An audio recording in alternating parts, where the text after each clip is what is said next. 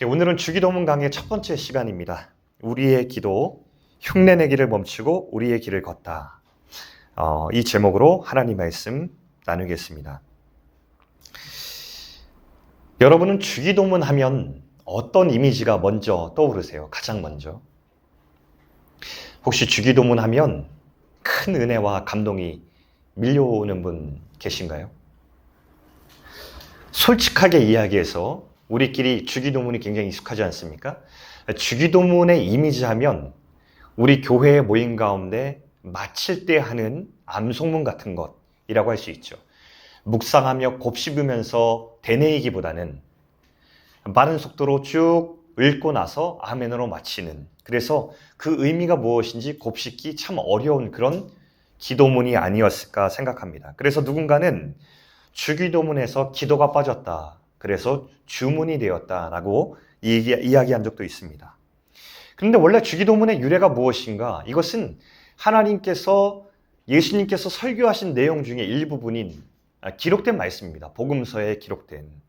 그러나 우리가 이 주기도문을 곱씹어서 어떤 말씀인지 그 의도와 내용에 대해서 정리한 적이 드물 겁니다. 그래서 오늘은 하나님께서 말씀하신 이 귀한 말씀, 왜 이 말씀을 주셨는가, 이것을 하나하나 살펴보면서 거기에 담긴 하나님의 마음을 살펴보려고 합니다.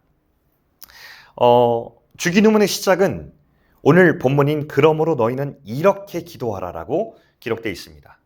이렇게 기도하라. 굳이 이 말씀을 기록한 두 가지 이유가 있다고 생각이 듭니다. 첫 번째 이유는 이 본문의 앞을 보면 건강하지 않은 기도를 먼저 이야기하고 있어요. 거기 보면 두 가지 말합니다. 사람들이 많이 보는 곳에서 하는 기도, 그리고 많은 말을 해야 효험이 있을 것처럼 말을 많이 이어서 오랫동안 하는 기도, 이렇게 이야기합니다. 이게 당시 보통 사람들의 기도의 표준이었을 것입니다. 그러니까 예수님께서 이렇게 말씀하셨죠. 저렇게 기도하지 말고 이렇게 기도하라 말씀하셨고요. 두 번째 이유를 보면 주기도문은 전체적으로 마태복음 5장 8장에 기록된 산상수훈의 일부분입니다. 그 중에서도 구조를 잠깐 보시면, 우리 구조를 디테일하게 볼 필요는 없지만 표를 보시면 이렇게 나와 있어요. 하나님 나라 백성은 어떻게 사는가라는 주제로 설교를 하셨는데 그 설교의 정중앙에 주기도문이 기록되어 있습니다. 그 이유는 하나님 백성답게 살려면 기도가 필요한데 그 중에서도 하나님 백성만이 드릴 수 있는 기도가 있다.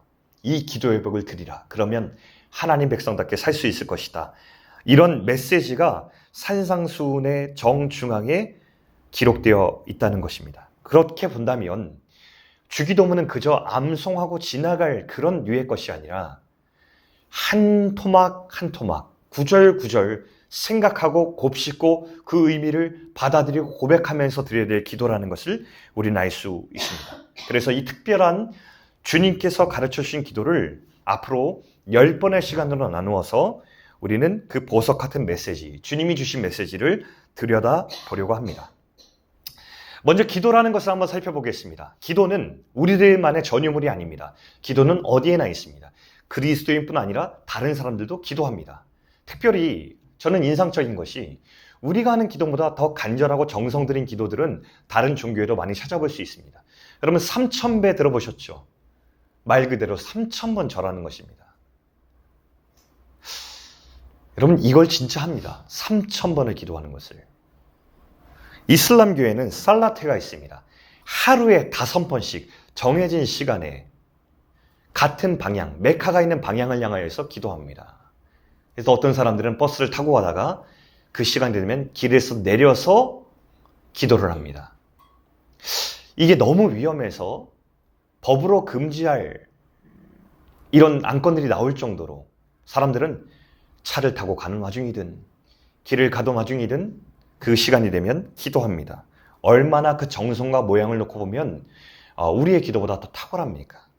그런데 오늘 본문은 이렇게 말씀합니다. 너희는 이렇게 기도하라.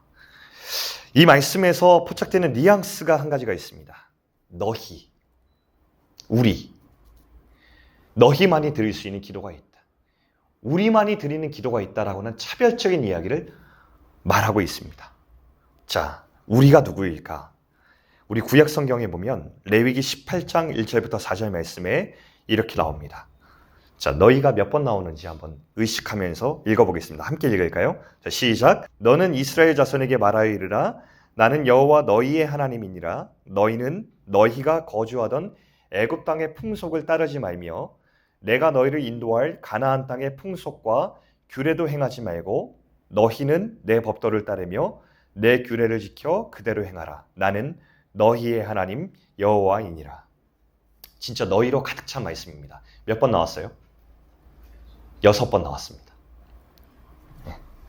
그리고 이 너희에게 한 가지 메시지를 강하게 전하고 있는데 그것은 바로 따르지 말라. 세상 흉내내지 말라는 메시지가 강력하게 여기에 메시지로 등장하고 있습니다. 당시 사람들이 다 흉내내었던 이집트와 가나안의 풍속이 있었습니다. 그것은 바로 신에게 의존하는 것인데 이것을 신앙이라 말하는 것과 조금 다릅니다. 그 당시 종교의 특징은 이 신이 사람들의 행복을 결정한다는 것이었습니다. 사람들의 복과 화를 결정하는 것은 신이었습니다. 내가 아니라. 그래서 신들에게 꼭 정성을 들여야만 했어요. 신이 기뻐할 만한 것을 주어서 내 복을 얻어내야만 내 인생에 화가 없다는 것이 그 당시 풍속의 일반이었습니다. 그들은 신을 자신의 정성으로 달래고 조종할 수 있다고 믿었기 때문에 신을 감동시키는 데 집중했습니다. 이것이 당시 이방인들의 기도였어요. 그리고 잘 생각해보면 이것은 비단 그 당시만의 종교만의 이야기가 아니라 오늘날의 종교의 이야기이기도 하고 더 나아가 보면 안타깝게도 오늘 우리 교회 속에서 등장하는 이야기들과 다르지 않다는 것도 발견합니다. 이런 기도는 필연적으로 자기중심적입니다. 나의 바람을 내가 드린 정성과 맞바꾸는 거래입니다. 이때의 기도는 내 욕망의 거울과 같아서 내가 기도하는 내용이 곧 내가 욕망하는 것을 비추게 되죠. 그런데 하나님께서는 너희는 이런 기도를 드릴 필요가 없다. 또는 너희는 이 세상의 기도를 흉내내지 말라. 이렇게 말씀하는 것입니다. 왜냐하면 하나님은 우리를 지으실 때 자기 중심적으로 살도록 짓지 않으시고 우리를 나를 사랑하고 너를 사랑하고 함께 더불어 사랑하고 행복하도록 지으셨기 때문입니다. 그래서 사람은 언제 행복한가? 나 중심적으로 살면 행복할 것 같이 이 세상은 힘으로 얘기하고 메시지를 전달하지만 그렇게 해서 행복한 사람이 있습니까? 결과적으로. 그것을 추구하는 사람은 있지만 결론적으로 행복한 사람은 아직 없는 게 이 세상의 흐름 아닐까요? 하나님은 그렇게 우리가 행복할 수 있다고 말하지 않으셨고 그 너머에 더 중요한 것을 추구할 때 행복하도록 창조하셨다 이렇게 말씀하고 있습니다. 그래서 그들을 흉내내지 말라는 말씀은 결국은 어떤 말씀이냐면 우리가 사람답게 진짜 존귀하게 행복하게 살도록 만들어 놓으신 보호선, 안전선이라고 말씀하는 것입니다. 그러니까 이렇게 이해하시면 돼요. 세상 흉내내지 말라라고 하는 것은 하나님께서 우리의 행복을 위해서 그어놓으신 안전선입니다.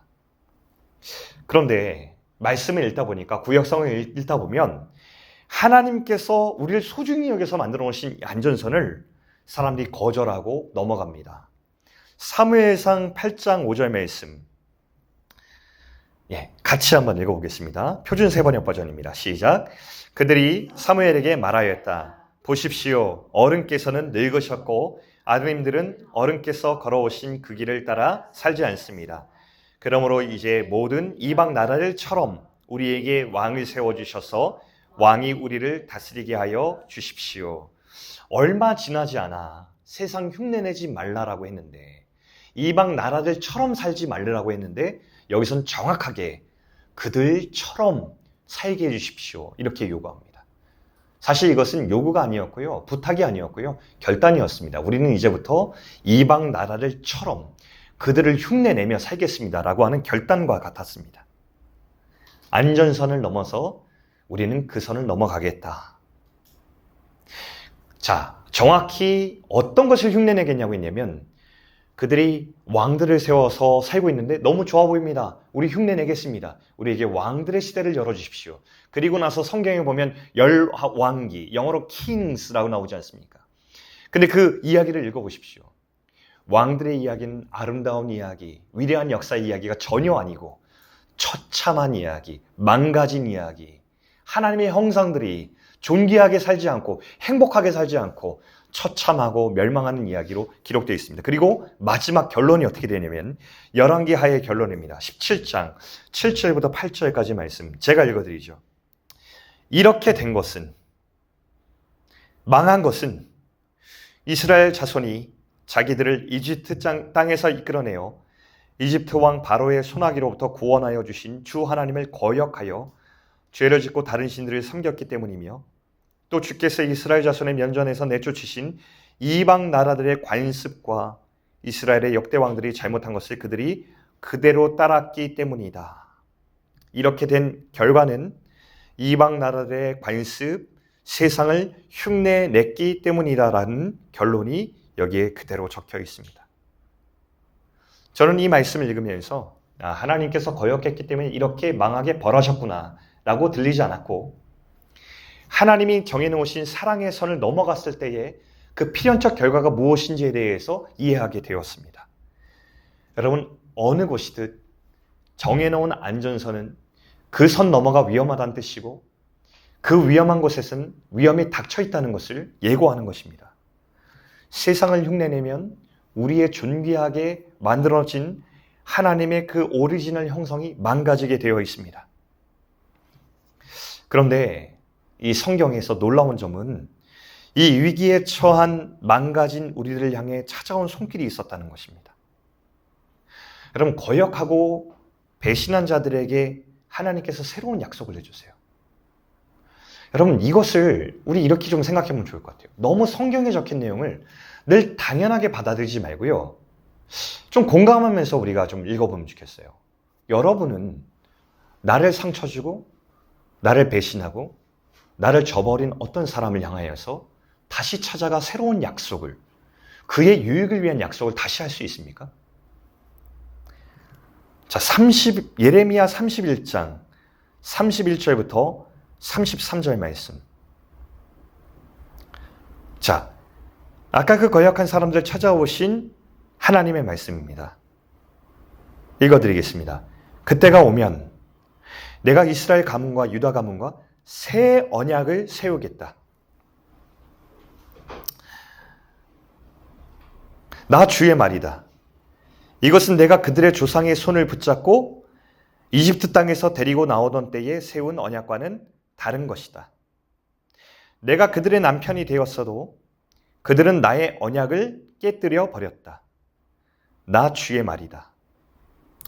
그러나 그 시절이 지난 뒤에 내가 이스라엘 가문과 언약을 세울 것이니 나는 나의 율법을 그들의 가슴 속에 넣어주며 그들의 마음판에 새겨 기록하여 나는 그들의 하나님이 되고 그들은 나의 백성이 될 것이다. 나 주의 말이다.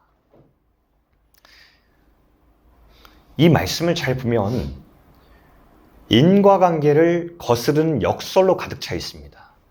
자, 이 약속을 주신 것도 사실은 어떻게 이런 약속을 주시지라는 의문이 드는데, 약속의 내용을 보면 논리적인 기결을 거스릅니다.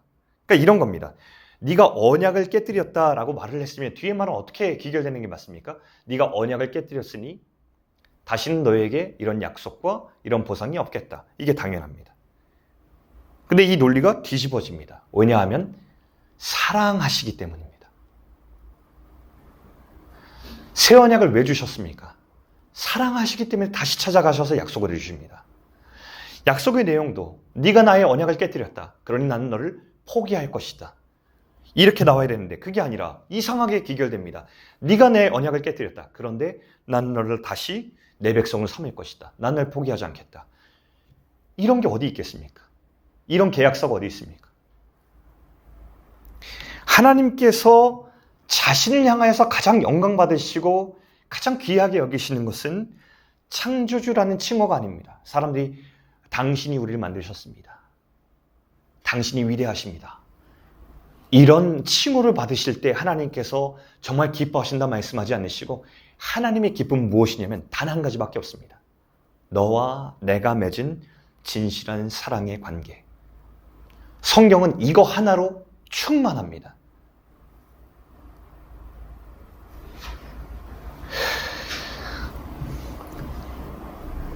이 정반대의 파격을 보여주는 약속을 통해서 하나님은 우리를 찾아오시되 얼만큼 우리와 진실한 사랑을 맺고 싶으신지를 말씀해 주셨어요. 자, 그리고 나서 이제 무대는 신약 성경으로 바뀝니다. 자, 새 언약은 다른 말로 하면 신약입니다. 새로운 약속. 그리고 신약 성경을 펴고 읽기 시작하면 하나님께서 이 새로운 약속을 이루신 장면으로 시작이 됐는데 사실 이 약속이 이루어진 장면이 침착하고 당연하게 읽을 수 없는 그런 이야기들의 연속이죠. 온 우주와 세상을 만드신 창조주 하나님께서 이 세상을 찾아오십니다. 자, 이렇게 설명할게요. 제 언어의 빈약함과 초라함을 여러분 이해해 주십시오. 표현할 길이 없어서요. 영원 중에 계신 하나님께서 유한한 시간 속으로 들어오셨습니다. 위대한 보좌 가운데 앉으신 창조주, 우주의 창조주께서 이 세상에 가장 낮고 초라한 곳으로 갓난하게 무력함으로 모습으로 들어오셨습니다.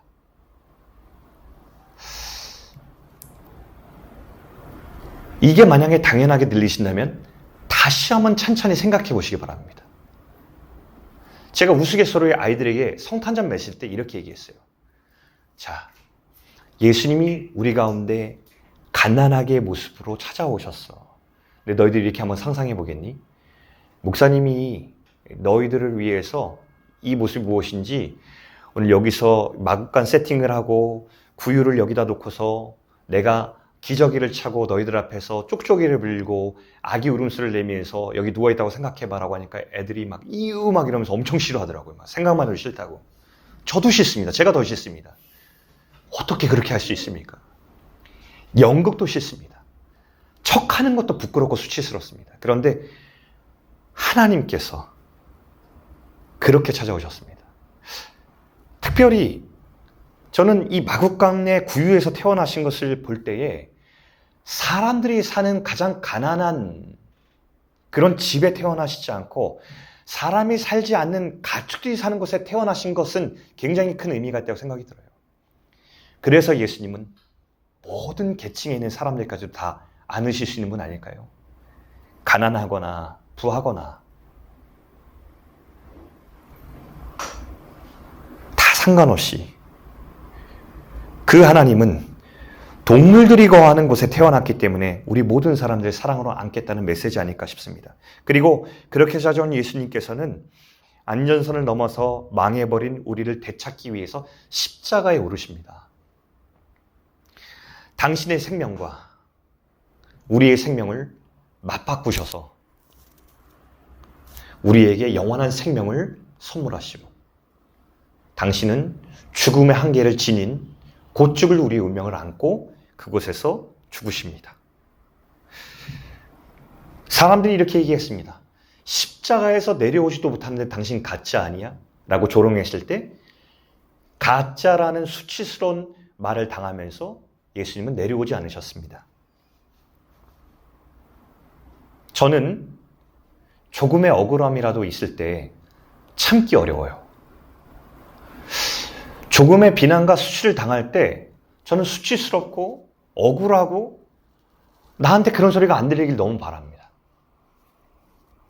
근데 예수님은 자기 뺨을 때리고 채찍질하고 넌 가짜 왕이라고 조롱을 당하지만 하나도 대응하지 않으시고 피 흘려 죽기까지 그 십자가에 매달려 계셨습니다.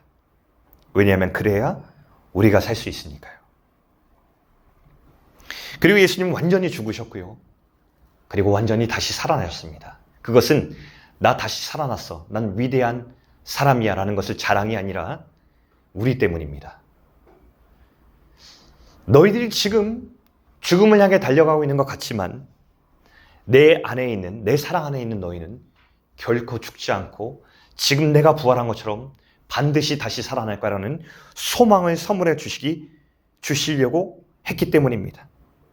이런 거죠. 하나님 백성으로 사는 사람들, 이 세상에서 약할 수 있고 이 세상에서 초라할 수 있어. 근데 결코 죽지 않아.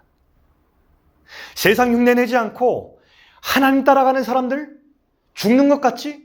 초라해 보이지? 못 사는 것 같지? 아니야. 절대 망하지 않아. 다시 살아나. 영원한 생명이 너희 것이야. 내가 십자가 안에서 너희에게 이 생명을 주었어라는 것을 확실히 보여주기 위한 증명이 십자가의 죽음과 부활이었습니다. 우리의 강함은 무엇인가?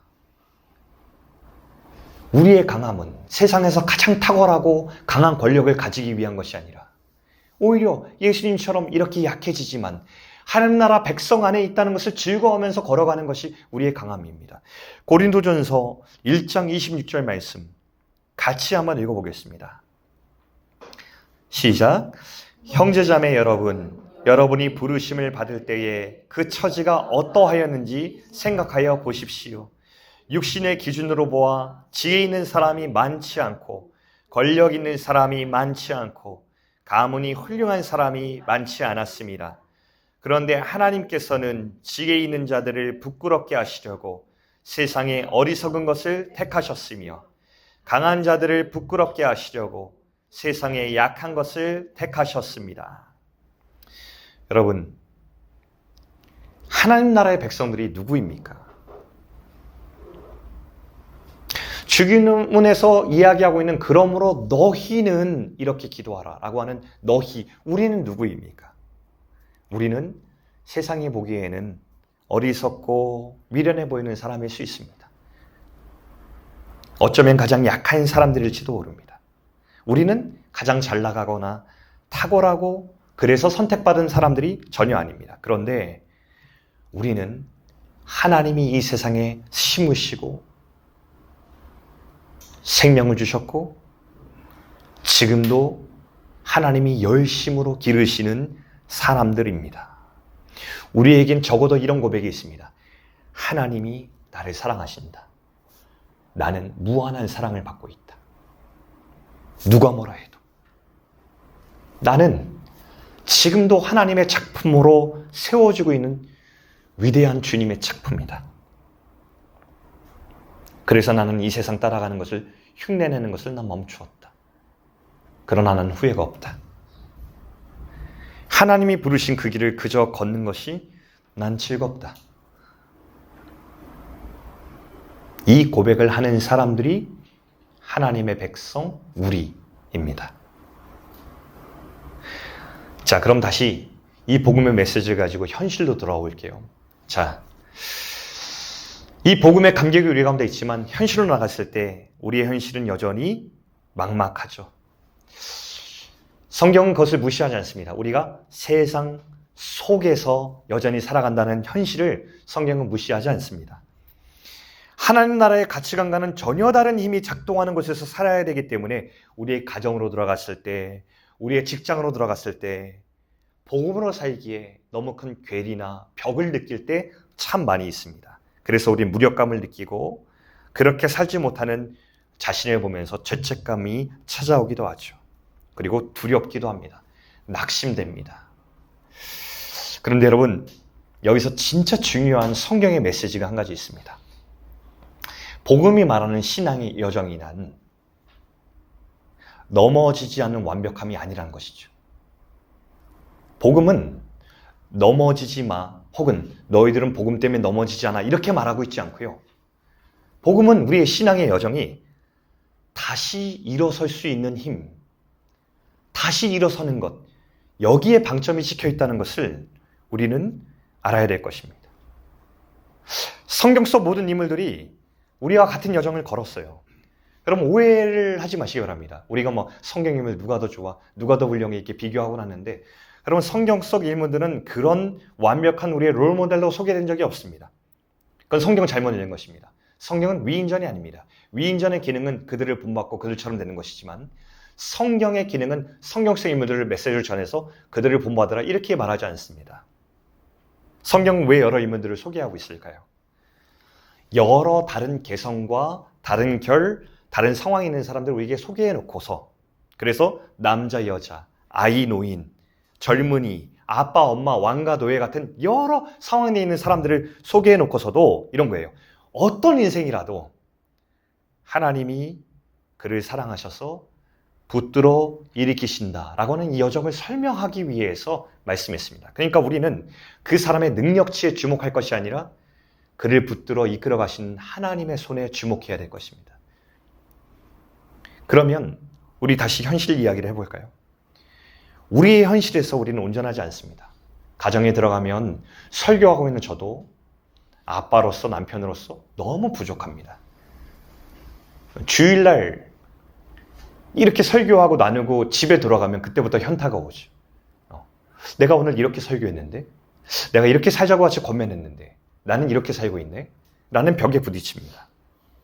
그런데요, 넘어지고 실수하고 연약한 우리를 향해서 성경은 우리를 비난하지 않으십니다. 자격미달이라고 우리를 포기도 하지 않으십니다. 더 가까이 찾아오셔서 붙들어 주십니다. 거기서 다시 일어나라고. 그리고 우리의 모든 여정에 함께 걸어가 주시는 거죠. 우리가 다 의식하지 못해도, 느끼지 못해도 우리가 하나님이 함께 하시면 부인할 때라도 하나님은 한결같이 우리와 함께 걸어가 주십니다. 그리고 우리를 붙들어온 삶의 온 여정이 그 실수와 넘어짐 자체의 모든 과정도 작품의 한 순간이 되도록 빚어가 주시죠. 하나님은요, 우리의 인생에 당신의 사랑을 쏟아부어서 우리 마음에 사랑이 채워져서 하나님이 진짜 날 사랑하시는구나라는 고백이 나올 때까지 사랑해 주십니다. 우리 인생이 세상 흉내내며 망가지지 않도록 막아주시고 다시 이렇게 세워주시고요.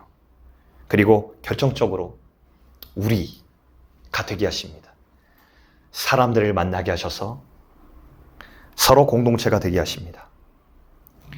교회는 우리가 만든 것이 아니죠. 예수 그리스도를 믿고 고백하는 사람마다 홀로 그리스도인으로 두지 않으시고 믿는 순간 교회의 지체가 되게 하신 것이 하나님의 원리 아니겠습니까? 왜 그렇습니까? 공동체가 되어서, 우리가 되어서 힘들 때 서로 돌아보라고, 아플 때 어루만져 주라고, 약할 때 지지해주고, 결핍이 있을 때 채워주고, 무엇보다도 이 세상 속에서 하나님 나라 백성으로 살아갈 때 흉내내는 거 서로 멈추고 같이 손잡고 그 길을 걸어가자고 우리에게 공동체를 주셨고, 특별히 이 주기도문, 우리만 드릴 수 있는 기도 가운데 그 우리라는 정체성을 우리에게 주신 것입니다. 그러므로 너희는 이렇게 기도하라. 이 기도의 고백은 우리를 세상 흉내내는 것을 멈추게 하실 것입니다. 이 기도를 곱씹을 때마다 우리가 누구인지 깨닫게 하시고 하나님이 누구신지 고백하게 할 것이에요. 이 여정을 기대하면서 주기도문을 통해 하나님이 우리를 새롭게 하실 것을 기대하면서 나아가는 우리가 되면 좋겠습니다. 여러분, 그렇습니다. 우리는 하나님의 백성입니다. 우리는 세상을 흉내내지 않습니다.